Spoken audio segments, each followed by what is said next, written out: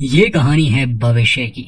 सन 2065 में जब इंसानों को अपने आकाशगंगा में जीने लायक ग्रह मिल चुके थे, वो और जानने की कोशिश कर रहे थे। सब अच्छा जा रहा था, मगर फिर शक्तिशाली देशों के बीच परमाणु युद्ध शुरू हुआ। 60 मिनट की जंग ने दुनिया को पूरी तरह से तबाह कर दिया। कुछ इंसान पृथ्वी से जिंदा बच निकले। पेगासस नामी ये अंतरिक्ष यान बचे कुछ इंसानों का आखिरी घर था, और अब वो सितारों में एक नए जीने लायक ग्रह की तलाश में निकले हैं। बस यही लोग मानव जाति को बचा सकते थे, मगर ये सफर बहुत लंबा था और वो अकेले नहीं थे। दोस्तों, द लास्ट स्काउट नाम की ये साइंस फिक्शन फिल्म साल 2017 में आई। ये एक लो बजट की फिल्म है, तो इसके विजुअल्स पर ज्यादा ध्यान ना दे। कहानी बोर करने वाली नहीं है। साइंस फिक्शन कहानियां पसंद करने वालों के लिए ये अच्छी है। फिल्म की कहानी शुरू होती है पृथ्वी के तबाह होने के 7 साल बाद। पेगासस नामी ये अंतरिक्ष यान पिछले 7 साल से सफर कर रहे हैं, क्योंकि अभी तक इन्हें कोई ग्रह नहीं मिला था। पृथ्वी पर सिर्फ इनके पास जानकारी थी। ये खुद कभी उन ग्रहों पर नहीं गए थे। इस यान पर 8 इंसान थे। जॉन जो के कैप्टन है, पीट इंजीनियर है, माइक और जेन पायलट है। इनके अलावा एडवर्ड, गैरी, एक नर्स हैली और एक छोटी बच्ची जो किसी तरह उस परमाणु युद्ध से बच गई थी, अब इनके साथ है। इसी जहाज की तरह और जहाज भी जीने लायक ग्रहों की तलाश में निकल चुके हैं, और हर जहाज पर 7 से 10 के करीब इंसान मौजूद है। जिसे भी कोई ग्रह मिला वो बाकी सबको संदेश भेज देंगे। ये अंतरिक्ष यान काफी आधुनिक थे। एक इसमें पानी रिसाइकल करने की टेक्नोलॉजी थी, और दूसरा ये अपना खाना भी उगा सकते थे, मगर ऑक्सीजन की कमी आ सकती थी। और ये शिप एंटी मैटर से चलता था, मतलब कि इनका ईंधन भी खत्म हो सकता था। मगर इन्हें ज्यादा फिक्र नहीं थी, क्योंकि जल्द ही ये किसी ग्रह पर पहुंच जाएंगे। शुरुआत में हम देखते हैं कि माइक जहाज के एक हिस्से को ठीक कर रहा था। तब एडवर्ड उसे जरूरी इंस्ट्रक्शंस देता है। इस बीच सर्कल में एक छोटा सा धमाका हुआ, मगर माइक सब संभाल लेता है और फिर वो अंदर आया। अंदर पीट लीला यानी उस छोटी बच्ची को नए ग्रह के बारे में बता रहा था। पीट ने उसे पृथ्वी के बारे में काफी कुछ बताया था, क्योंकि इस बच्ची ने पृथ्वी नहीं देखी। तो वो पूछती है कि जहाँ हम जा रहे हैं क्या वहाँ भी समंदर होगा। पीट उसे झूठ नहीं बोलना चाहता था, इसलिए कहता है कि मुझे नहीं लगता वहाँ समंदर होगा, बल्कि हमें तो ये भी नहीं पता कि वो जगह जीने लायक होगी भी या नहीं। बाकी सब खुद को झूठी उम्मीदें दे रहे हैं, मगर मैं तुमसे कभी झूठ नहीं बोलूंगा बेटा। लीला दरअसल हैरी की बहन की बेटी है। उसकी बहन युद्ध में मारी गई, और अब लीला की जिम्मेदारी उस पर है। इसके बाद हम गैरी को देखते हैं, जो मेडिकल रूम में जाकर एक दवा चुराता है। दरअसल उसे कोई बीमारी है जिसकी तकलीफ उससे बर्दाश्त नहीं होती, और अक्सर दर्द कम करने के लिए वो एक्स्ट्रा डोज लेता है। लेकिन उसने सबसे ये बात छुपा रखी है। खैर, आज माइक का बर्थडे था और जैन ने उसके लिए केक बनाया था, जिसे देखकर माइक को काफी खुशी हुई। असल में जैन और माइक एक दूसरे को पसंद करते थे। दोनों की बातें ही हो रही थी कि तभी उन्हें एक दूसरे यान से संदेश मिला। वो भी इन्हीं में से एक था। इस संदेश को सिर्फ कैप्टन ही पढ़ सकते थे। वहीं कैप्टन जहाज की स्थिति को लेकर पीट से बात कर रहा था। एडवर्ड पीट पर गुस्सा था, क्योंकि वो इंजन को ठीक करने में कुछ ज्यादा ही टाइम ले रहा था, जिस वजह से उनकी ऑक्सीजन ज्यादा इस्तेमाल हो रही थी। इस बात से कैप्टन भी सहमत थे। एडवर्ड के जाने के बाद पीट कैप्टन को बताता है कि इंजन अपनी क्षमता से दुगना काम कर रहा है। एंटीमैटर की मात्रा भी बहुत कम है। अगर वो अपने मिशन में सफल नहीं रहे, यानी वो उस ग्रह जिसकी ओर ये जा रहे हैं वो जीने लायक ना हुआ, तो पृथ्वी पर वापस लौटने के लिए इनके पास कोई ईंधन नहीं बचेगा, क्योंकि पिछले 7 साल से ये अंतरिक्ष में सफर कर रहे हैं। हालांकि ये जहाज इतने लंबे सफर के लिए नहीं बनाए गए थे, मगर इनकी खुशकिस्मती थी कि अभी तक ये टिका है। ये जानकर कैप्टन को चिंता जरूर थी, मगर वो बाकी सबको परेशान नहीं करना चाहता था, इसलिए ये राज पीट और उसके बीच ही रहा। इस शिप पर एक एडवांस एआई सिस्टम भी था, जो जॉन को बताता है कि यूटा से उसे एक संदेश मिला है, जिसे सिर्फ कैप्टन ही देख सकते हैं। ये संदेश उनकी पत्नी की तरफ से था, जो दरअसल यूटा नामी स्काउट शिप पर थी। वो जिस ग्रह की तरफ जा रहे थे, उन्हें मालूम हुआ कि वो ग्रह जीने के लिए सही नहीं। उन्होंने अपना ईंधन खत्म कर दिया था, इसलिए वो वहीं पर रुक गए, और अब वो इस इंतजार में थे कि कोई दूसरा स्काउट शिप कोई ग्रह ढूंढ ले, ताकि बचे हुए इंसान वहाँ जा सके। लेकिन अब तक इन्हें कोई भी ऐसा ग्रह नहीं मिला था। जॉन की पत्नी कहती है कि तुम्हें ये मिशन पूरा करना ही होगा, तुम मानवता की आखिरी उम्मीद हो। हम देखते हैं कि सभी जहाज पर खाना खा रहे थे। माइक एडवर्ड से खाने को लेकर बहस कर रहा था। तब कैप्टन उसे बैठने को कहते हैं। वो बताते हैं कि मुरम्मत के काम के लिए उन्हें इंजन बंद करना होगा, बाकी सब ठीक है। लेकिन गैरी यूटा से भेजे गए संदेश के बारे में पूछता है तो जॉन बताता है कि वो जहाज एक ग्रह की तरफ निकला था। उन्हें उस ग्रह पर जीवन नहीं मिला, इसलिए वो इंतजार कर रहे हैं। ये अच्छी खबर नहीं है, लेकिन हमें अभी भी अपना मिशन पूरा करना होगा। इस पर एडवर्ड कहता है कि 7 साल बर्बाद हो गए, अब वापस लौटने में जिंदगी के 14 साल लग जाएंगे। काश मैं किसी ऐसे जहाज पर गया होता जो 1 साल के सफर पर निकले थे। कैप्टन कहते हैं कि जब तक हमारे पास एक भी मिशन है हमारे पास उम्मीद है। और वैसे भी हाल ही में जो स्कैन हमें मिले उससे ये पता चला कि जिस ग्रह पर हम जाने वाले हैं वहाँ जीवन की संभावना है। कहने के बाद हम देखते हैं कि गैरी फिर से हेली के लॉकर से वो दवा चुराता है क्योंकि उसे बहुत तकलीफ हो रही थी। लीला हेली से अपने माता पिता के बारे में पूछती है कि वो हमारे साथ क्यों नहीं है, क्या उन्होंने मुझे छोड़ दिया। तो हेली उसे समझाती है कि नहीं, उन्होंने तुम्हें नहीं छोड़ा, बल्कि उन्होंने तो तुम्हारी जान बचाई। कल इन सब के लिए बड़ा दिन था क्योंकि वो लोग अपने मिशन के बहुत करीब आ गए थे। कैप्टन बताते हैं कि कल वो लोग उस ग्रह पर अपना एक प्रॉप भेजेंगे। अगर उसके रिजल्ट नेगेटिव आए तो हम आगे बढ़ेंगे, यानी सब खत्म। लेकिन फिलहाल हमें अलर्ट रहना होगा क्योंकि हम बस पहुंचने ही वाले हैं। जिसके बाद सभी अपने अपने काम पर लग गए। हेली जब गैरी का चेकअप कर रही थी तो उसे पता चला कि गैरी दवा चुरा रहा है। हेली उसे कहती है कि इस दवा का ज्यादा इस्तेमाल उसके लिए जानलेवा हो सकता है, जिस पर गैरी कहता है कि मैं वैसे भी मरने वाला हूँ, इस बात से अब फर्क नहीं पड़ता। वहीं दूसरी तरफ माइक और एडवर्ड के बीच झगड़ा हो गया। एडवर्ड ने पी रखी थी, अब पता नहीं उसे शिप पर शराब कहाँ से मिली। खैर माइक उस पर गुस्सा करता है, कहता है कि तुम खुद निराश हो, तुम्हें कोई उम्मीद नजर नहीं आ रही, इसका मतलब ये नहीं कि तुम हमारी भी उम्मीद खत्म कर दो। तो एडवर्ड गुस्से में कहता है कि इस जहाज पर सबसे जरूरी इंसान मैं हूँ, मैं इकलौता हूँ जो भेजे गए प्रॉप के संदेश को पढ़ सकता है। मुझे मार दिया तो कभी जान नहीं पाओगे वो ग्रह कैसा है। वो बहस ही कर रहे थे कि तभी कंप्यूटर कोड ऑरेंज की वार्निंग देता है। माइक जल्दी से कैप्टन को जगाता है क्योंकि उस ग्रह के ऑर्बिट में एक दूसरा जहाज दिखा था। जब ये लोग उसे स्कैन करते हैं पता चलता है कि ये उनके जहाजों में से नहीं बल्कि ये एक चाइनीज जहाज है। पृथ्वी पर जब युद्ध हुए तो वो इन दो बड़े देशों के बीच थे, इसलिए ये इनके दुश्मन भी थे। अब हैरानी की बात ये थी कि वो शिप एक जगह रुकी थी, ना वहाँ से कोई सिग्नल आ रहा था ना ये लोग वहाँ सिग्नल भेज सकते थे। माइक कहता है कि ये लोग रुके क्यों है, तो एडवर्ड कहता है कि हो सकता है इन्होंने भी एक प्रॉप भेजा हो जिसकी खबर अच्छी ना हो, या हो सकता है वो मर गए हो। कैप्टन कहता है कि जब तक कोई जानकारी नहीं मिलती हमें ये सब नहीं सोचना चाहिए।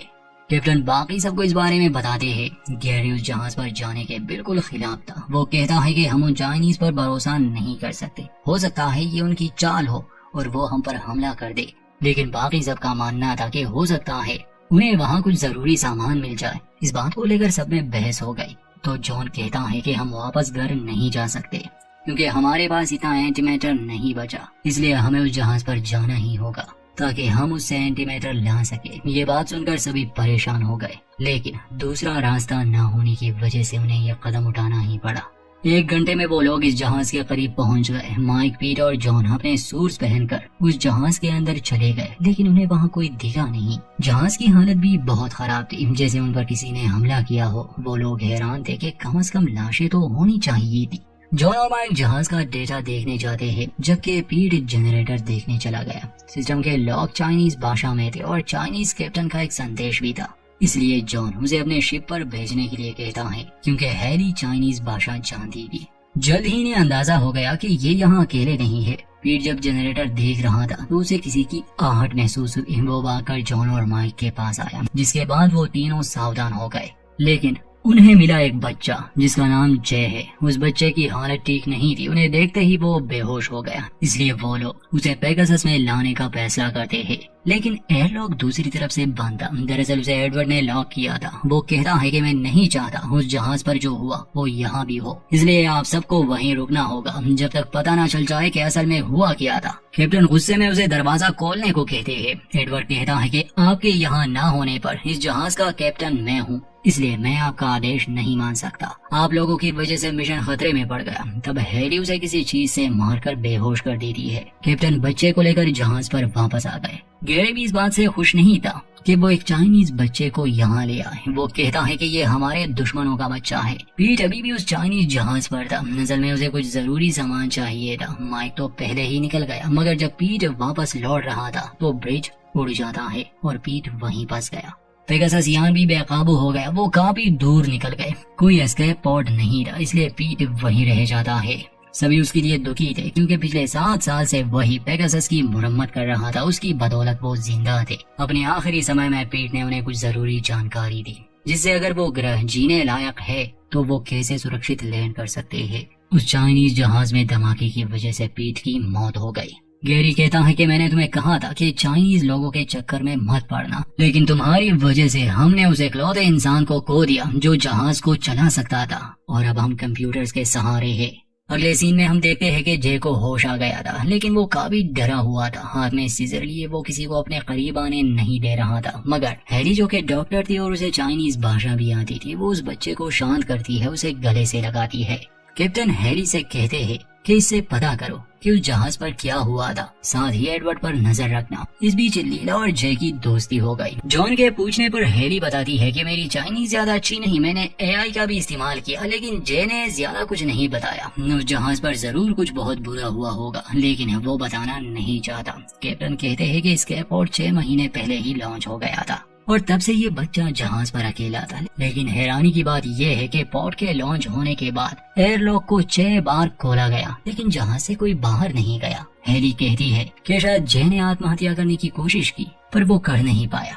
खैर फिलहाल प्रॉप तैयार था, इसलिए कैप्टन नए ग्रह पर प्रॉप भेजने का आदेश देते हैं। थोड़ी देर बाद एडवर्ड कैप्टन को बताते हैं कि उन्हें एक चाइनीज प्रॉप भी मिला है, जिसे स्केपपोर्ट से कुछ घंटे पहले लॉन्च किया गया था, और उसकी जानकारी से उन्हें पता चला है कि इस सोलर सिस्टम में एक नहीं बल्कि 2 ग्रह है, किसी एक पर तो जीवन होगा ही। प्रॉप ने चाइनीज जहाज को कुछ सिग्नल्स भेजे थे, लेकिन वो सिग्नल जहाज तक पहुंचा ही नहीं। जब हमारा प्रॉप उसके करीब पहुंचेगा तो हमें वो सिग्नल्स मिल सकते हैं। फिलहाल वो दूसरा ग्रह सूरज की ओर है। कुछ ही दिनों में ये लोग उस ग्रह तक भी पहुंच जाएंगे, लेकिन फिलहाल उन्हें इंतजार करना था। किसी को भी नींद नहीं आती, क्योंकि अगर इन 2 ग्रहों में कोई एक भी जीने लायक नहीं हुआ तो ये लोग यहीं पर मर जाएंगे। हम देखते हैं कि एडवर्ड माइक के पास आया। दोनों फिल्म देखने बैठ गए, मगर एडवर्ड की आंख लग गई। जागने पर वो देखता है कि किसी ने माइक का गला काटकर उसे मार दिया। ये सब देखकर वो चिल्लाने लगा। जैन और कैप्टन भागकर वहां आते हैं। कैप्टन को एडवर्ड पर शक था, लेकिन एडवर्ड साफ साफ कह देता है कि मैंने ये नहीं किया। तभी शिप में अलार्म बजने लगा। एआई बताता है कि इंजीनियरिंग रूम में किसी ने छेड़छाड़ की है, इसलिए सभी वहां देखने जाते हैं। जबकि जैन सदमे में थी। जब वो लोग इंजीनियरिंग रूम में पहुंचे तो जे वहां मौजूद था। हैरी उससे पूछती है कि उसने माइक के साथ क्या किया, तो जे कहता है कि उसने कुछ नहीं किया। इस पर कैरी गुस्सा होकर कहता है कि ये तो ऐसा ही कहेगा, ये हमारा दुश्मन है और ये किसी की भी जान ले सकता है। कैप्टन जे पर नजर रखने को कहता है। अगले दिन जब कैप्टन रिपोर्ट्स देख रहे थे तो तभी एक चाइनीज आदमी ने उन पर हमला कर दिया, जो उसी दूसरे जहाज से चुपकर यहाँ आ गया था। वो आदमी कैप्टन को मारने की कोशिश करता है, लेकिन तभी जैन वहाँ आकर उस आदमी को शूट कर देती है, जिससे कैप्टन की जान बच गई। अब कैप्टन जे को उस कमरे में बुलाती है जहाँ उस आदमी की लाश थी। तब गैरी उससे चाइनीज भाषा में बात करता है, जिस पर हैरी और कैप्टन हैरान थे, क्योंकि उसने इस बारे में पहले नहीं बताया कि वो चाइनीज भाषा जानता है। खैर गैरी बताता है कि जे का कहना है कि इसी व्यक्ति ने जहाज पर सभी लोगों को मारा था एक एक करके, और फिर उन्हें एयरलॉक से बाहर फेंक दिया। यही वजह है कि एयरलॉक 6 बार खोला गया था। कैप्टन जे को बांधने का ऑर्डर देते हैं। बाद में एडवर्ड बताता है कि उन्हें प्रॉप से कुछ डेटा मिला है, लेकिन वो काफी नहीं, इसलिए ये बताना मुश्किल है कि कौन सा ग्रह जीने लायक है और कौन सा नहीं। इसलिए हमें खुद ही लैंड करना होगा। सभी का कहना था कि उन्हें दूसरे प्रॉप के आने का इंतजार करना चाहिए, जो कि दूसरे ग्रह पर भेजा गया था। लेकिन कैप्टन कहते हैं कि हमारे पास इतना समय नहीं। 2 ऑक्सीजन टैंक खराब हो चुके हैं, अब ज्यादा ऑक्सीजन बची भी नहीं, इसलिए ना चाहते हुए भी सबको कैप्टन के प्लान के मुताबिक ही चलना होगा। अब ये लोग जहाज लेकर उस ग्रह की तरफ बढ़ने लगे। कंप्यूटर से इन्हें वार्निंग मिल रही थी कि लैंडिंग में दिक्कत हो सकती है, लेकिन जैन किसी तरह जहाज को लैंड करवा देती है। जैन और एडवर्ड सूट पहनकर बाहर निकलते हैं, लेकिन इस ग्रह का वातावरण इंसानों के रहने लायक नहीं था, जिससे वो सभी निराश हो जाते हैं। लेकिन जॉन उन्हें यकीन दिलाता है कि वो ताज़ा हवा में सांस जरूर लेंगे। अब उन्हें उस दूसरे प्रॉप का इंतजार करना होगा। ये जहाज को दोबारा से स्पेस में ले आते हैं। हालांकि टेक ऑफ के लिए ऊर्जा बहुत कम बची थी, मगर यहाँ मरने से तो अच्छा था। और जहाज में एक नाइट्रोजन पाइप भी टूट गया था, जिसे ठीक करने के लिए एडवर्ड गैरी के कमरे से कुछ सामान लेने जाता है। वहाँ उसे एक ब्लेड मिला जिस पर खून लगा था। ये देखकर एडवर्ड समझ गया कि माइक को उस चाइनीज ने नहीं बल्कि गैरी ने मारा था। लेकिन पहले वो जल्दी से पाइप को जोड़ने चला गया, और इसके बाद वो किसी को कुछ बता पाए गैरी उसे भी मार देता है। फिर वो जॉन के पास आकर उसे बताता है कि जे ने एडवर्ड को मार दिया। जॉन अपनी बंदूक लेकर जे के पास जाता है, लेकिन जे तो अभी भी बंधा हुआ था। जॉन समझ गया कि कुछ गड़बड़ है। वापस आने पर कैप्टन देखते हैं कि गैरी ने हेली के गले पर ब्लेड रखा था। गैरी कहता है कि मैंने आपसे कहा था कि उन चाइनीज लोगों पर विश्वास मत करो, लेकिन तुमने मेरी बात नहीं मानी। जहाज का एंटीमीटर 2% से भी नीचे आ गया है, इसलिए हेली कैप्टन से कहती है कि आप मेरी चिंता मत करें, बच्चों को बचाएं। कैप्टन भागकर बच्चों को पोर्ट में बिठाकर उस दूसरे ग्रह की तरफ भेज देता है। वहीं दूसरी तरफ जेन और गैरी में हाथापाई हुई। गैरी उसका भी गला काटकर उसे मार देता है। पोर्ट लॉन्च होने पर गैरी को लगा कि शायद कैप्टन पोर्ट लेकर भाग गए। गैरी उस चाइनीज कैप्टन का आखिरी संदेश लगाता है और उसे बताता है कि वो आदमी क्या कह रहा है। वो कहता है कि उनकी भी ऊर्जा खत्म हो चुकी है, ना वो लैंड कर सकते हैं ना ही टेक ऑफ। इसलिए कैप्टन एक स्केप पोर्ट लेकर उस प्रॉप के पीछे गए ताकि वो प्रॉप को ठीक करके बाकियों को ये सिग्नल भेज सके कि ग्रह जीने लायक है या नहीं। लेकिन जैसे ही कैप्टन वहां से निकले, उनका एक साथी पागल हो गया और उन्होंने सभी को मार दिया सिवाय उस छोटे बच्चे के, जो उस जहाज में छुपा रहा जब तक हम वहां नहीं गए। तभी कंप्यूटर बताता है कि उन्हें चाइनीज प्रॉप से संदेश मिलना शुरू हो गए हैं। अब कैप्टन वहीं मौजूद थे। गैरी और जॉन के बीच लड़ाई हुई, जिसमें कैप्टन ने गैरी को गोली मार दी, जिस वजह से जहाज में एक छेद हो गया और अब तेजी से जहाज का प्रेशर भी कम हो रहा था। साथ ही हम देखते हैं कि जिस प्रॉप में कैप्टन ने बच्चों को भेजा था, वो प्रॉप सफलता से लैंड कर चुका है। जब बच्चे बाहर आए तो देखा कि वो ग्रह काफी हरा भरा है, बिल्कुल पृथ्वी जैसा। वहीं वो चाइनीज कैप्टन भी था जो बच गया। जे उसकी तरफ भागता है क्योंकि ये उसके पिता थे। ये लोग एक दूसरे को देखकर बहुत खुश थे। वहीं पेगासस में कैप्टन और हेली को एक मुश्किल फैसला लेना था। उनके पास ज्यादा ईंधन नहीं बचा था। या तो वो उस ग्रह पर लैंड कर सकते थे या एक प्रॉप को बाकी स्काउट जहाजों की तरफ भेज सकते थे, जिसमें मानव जाति को एक नया ग्रह मिल जाएगा। और वो दोनों प्रॉप भेजने का फैसला करते हैं, यानी अपनी बलि देकर। और इसी के साथ पेगासस जहाज उस ग्रह पर गिरने लगा। यहीं पर फिल्म का अंत होता है। तो दोस्तों, ये थी इस फिल्म की एक्सप्लेनेशन। उम्मीद करते हैं ये आपको पसंद आई होगी। वीडियो अच्छी लगे तो लाइक करें और चैनल को सब्सक्राइब करना ना भूलें।